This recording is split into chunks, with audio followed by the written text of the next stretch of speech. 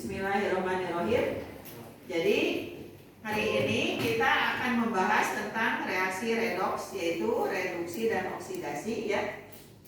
Tujuannya adalah yang pertama menjelaskan reaksi reduksi dan reaksi oksidasi berdasarkan 3 definisi, yaitu berdasarkan perpindahan oksigen, perpindahan elektron, dan bilangan oksidasi. Yang kedua, menunjukkan reduktor, oksidator zat yang mengalami oksidasi dan reduksi pada suatu persamaan reaksi redoksnya.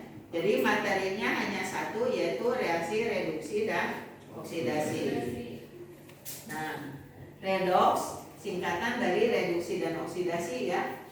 Perlu diperhatikan bahwa zat yang direduksi berperan sebagai oksidator karena mengoksidasi zat lain, dan zat yang dioksidasi berperan sebagai reduktor karena mereduksi zat lain. Nah, selanjutnya perkembangan definisi konsep redoks ya. Jadi definisinya ada 3. Yang pertama berdasarkan serah terima oksigen, yang kedua berdasarkan serah terima elektron, yang ketiga berdasarkan bilangan oksidasi. Yang pertama berdasarkan serah terima oksigen, reduksi itu adalah reaksi pelepasan oksigen dan reaksi oksidasi adalah reaksi penerimaan oksigen. Kemudian berdasarkan serah terima elektron, reaksi reduksi adalah reaksi penerimaan elektron, dan oksidasi adalah reaksi pelepasan elektron. Yang ketiga berdasarkan bilangan oksidasi, reduksi adalah reaksi pengurangan bilangan oksidasi, dan oksidasi adalah reaksi penambahan bilangan oksidasi. Nah, kita lihat yang pertama dulu, berdasarkan serah terima oksigen. Ya, kita lihat contohnya pada pembuatan besi. Ya, di dalam tanur tinggi ada reaksi FeO, wujudnya solid, ditambah CO, gas. FeO itu besi 2 oksida ya, tambah karbon monoksida, dihasilkan Fe tambah CO2 atau karbon dioksida. Jadi dari FeO berubah menjadi Fe ya. Asalnya mengandung oksigen menjadi tidak mengandung oksigen, berarti FeO ini melepaskan oksigen, maka FeO mengalami reduksi, berubah menjadi Fe. Kemudian yang kedua,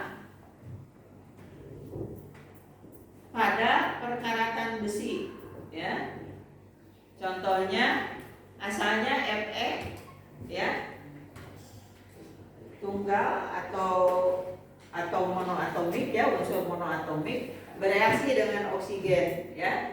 Asalnya besinya padat begini ya, keras, warnanya keperakan ya, agak abu-abu gitu ya, menjadi karat besi Fe2 oksida, jadi mengandung oksigen karena dia mengikat oksigen ya, warnanya jadi merah. Nah, itu adalah reaksi oksidasi. Jadi kalau oksidasi itu reaksi yang menarik oksigen atau menerima oksigen ya, asalnya Fe bereaksi dengan oksigen jadi Fe2O3. Kalau reduksi kebalikannya, asalnya ada oksigen menjadi melepaskan oksigen, atau boleh juga menjadi berkurang oksigennya, seperti itu ya. Kita lanjut lagi. Nah, itu yang kedua, reaksi oksidasi. Nah, kemudian berdasarkan serah terima elektron ya, reaksi reduksi adalah reaksi penerimaan elektron, reaksi oksidasi adalah reaksi pelepasan elektron. Ini di karat besi contohnya ya. Jadi biasanya oksidasi itu terjadi di anoda ya.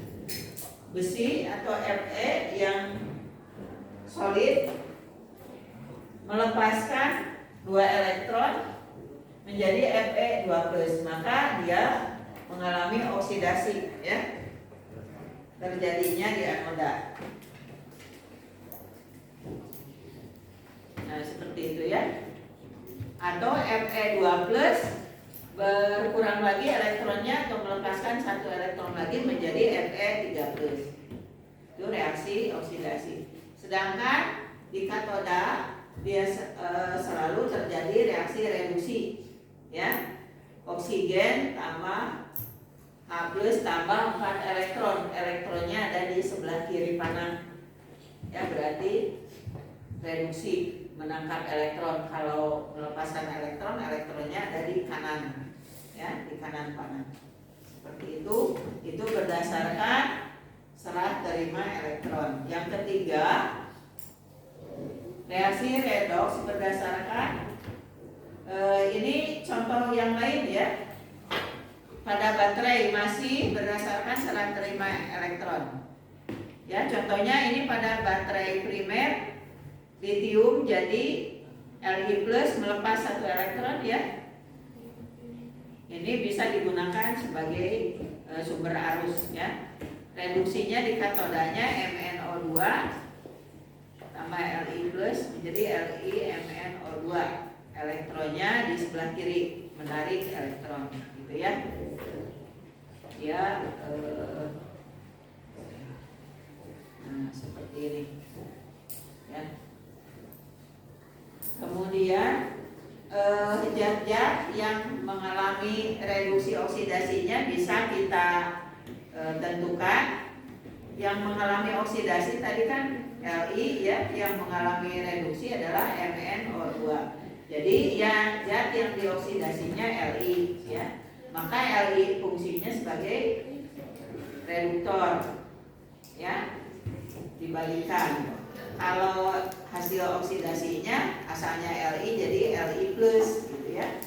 Kemudian zat yang direduksinya MnO2, hasilnya oksidatornya jadi MnO2 itu karena dia mengalami reduksi maka fungsinya sebagai oksidator. Hasilnya yang kanan LiMn. Itu yang kedua. Kemudian definisi yang ketiga itu berdasarkan bilangan oksidasi. Nah, bilangan oksidasinya kan harus ditentukan dulu. Kita harus latihan dulu cara menentukan bilangan oksidasi, ya.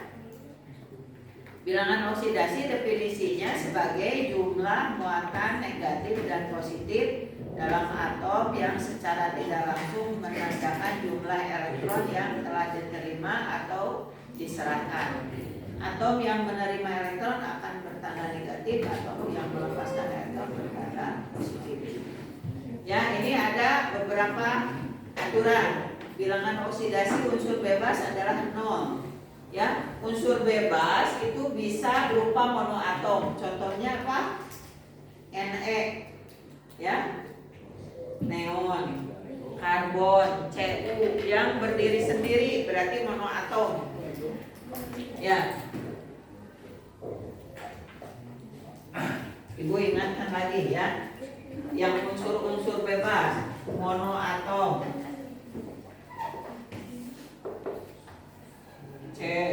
Cu, apa tadi? Ne, dan selanjutnya pokoknya berdiri sendiri, ya.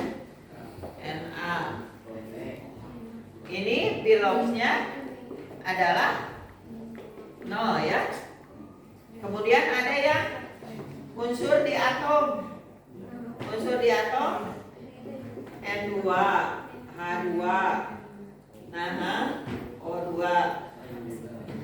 Orang Cileunyi, Bareki, pepes, ikan, ya. Yang ini yang di atom. Ini semua bilangan oksidasinya 0, unsur bebas. Kemudian yang poliatom, misalnya P4, S8 dan selanjutnya. Pokoknya terdiri dari satu jenis. Ini di atom sebetulnya udah masuk poliatom, tapi karena dua masih bisa dihitung, ya udah disebut diatom saja ya. Sebetulnya ya kayak bahasa Inggris saja, plural itu kan lebih dari satu gitu ya. Kalau kita monoatom satu, yang lainnya lebih dari satu berarti poli. Jadi diatom juga sebetulnya nggak masuk poli gitu ya. Nah itu yang unsur bebas. Kemudian yang kedua, bilangan oksidasi monoatom sama dengan muatannya. Ini kalau yang ion monoatom ya kan. Kalau yang tadi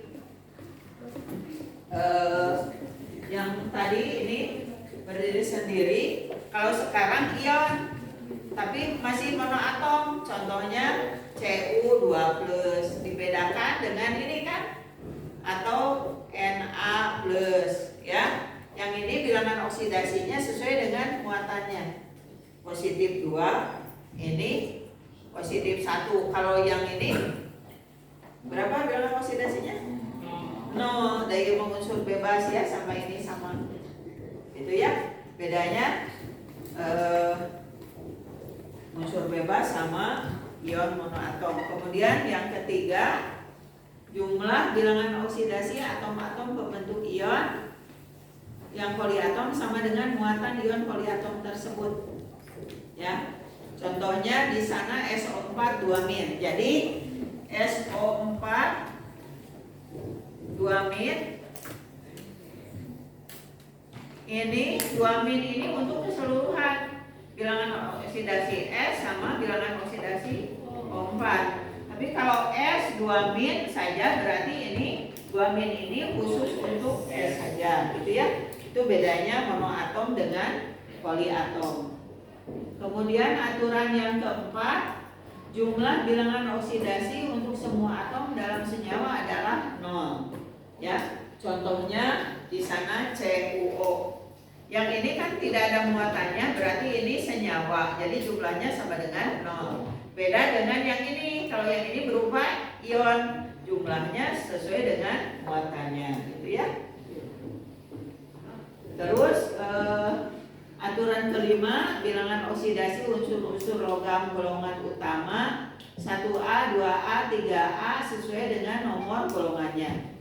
Contohnya K dalam KCl. Lihat saja di sini di tabel periodik ya. Kalau ini, tapi ini adalah yang di dalam senyawa. Litium, natrium, kalium semuanya kalau dalam senyawa adalah sama dengan bilangan oksidasinya sama dengan positif 1. Jadi kalau Li begini dibedakan dengan LiH misalnya. Ini kan monoatom berdiri sendiri unsur bebas. Kalau yang ini dalam senyawa Li golongan 1A positif 1, gitu ya. Golongan 2A positif 2, contohnya Mg, Ca dan selanjutnya. Kalau Ca ini unsur bebas, tapi kalau CaOH 2 kali misalnya ini kan dalam senyawa, berarti Ca-nya positif 2, gitu ya. Demikian juga yang golongan 3A, misalnya boron, aluminium, gallium dan selanjutnya. Aluminium kalau berdiri sendiri bilangan oksidasinya 0, tapi kalau dalam senyawa misalnya dalam AlCl3 misalnya, maka Al-nya positif 3, seperti itu ya. Nah kemudian yang aturan ke-6, bilangan oksidasi unsur-unsur logam golongan transisi lebih dari 1. Contohnya tembaga itu ada yang positif 1, ada yang positif 2. Nanti bisa dihitung berdasarkan dari unsur yang lainnya di sana di dalam senyawa ya. Contoh lain misalnya besi ada Fe2+, ada Fe yang 3+ dan selanjutnya ya. Emas. Kemudian bilangan oksidasi hidrogen umumnya positif 1 kecuali dalam hidrohidrat. Ya. Dan yang terakhir bilangan oksidasi oksigen umumnya negatif 2 kecuali dalam peroksida dan superoksida. Nanti kalian bisa baca lagi ya di dalam latihan nanti diperdalamnya. Kemudian contoh reaksi redoks ini yang berdasarkan bilangan oksidasi. Reduksi adalah reaksi pengurangan bilangan oksidasi. Oksidasi adalah reaksi penambahan bilangan oksidasi.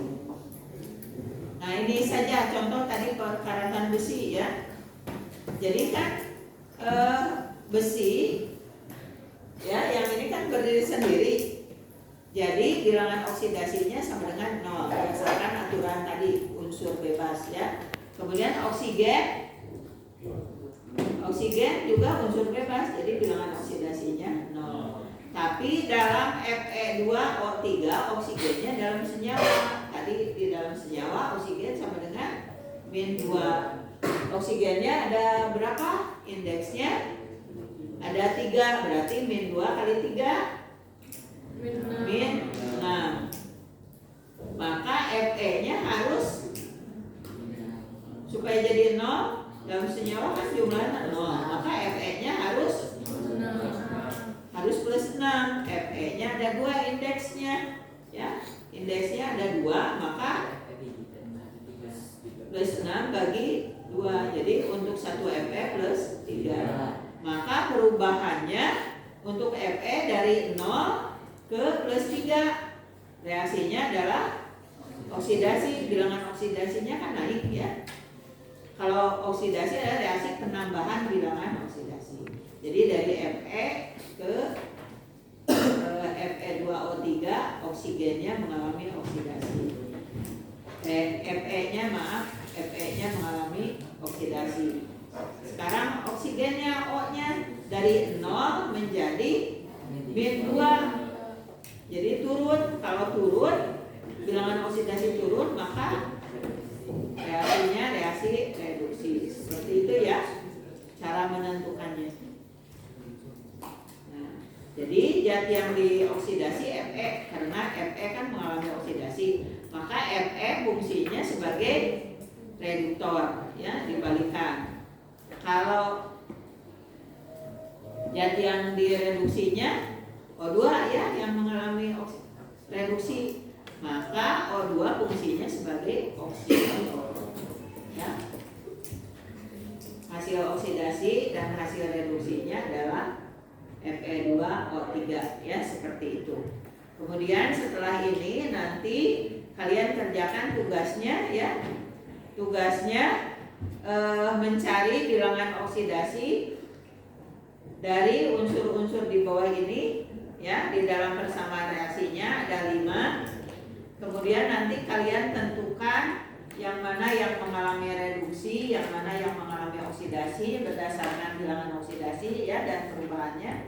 Kemudian nanti tentukan juga zat yang berfungsi sebagai reduktor sama oksidatornya ya. Seperti itu juga hasilnya ya. Nah, sudah saja sekian. Setelah ini baru kalian kerjakan latihan soalnya ya. Ya, silakan. Assalamualaikum. Waalaikumsalam.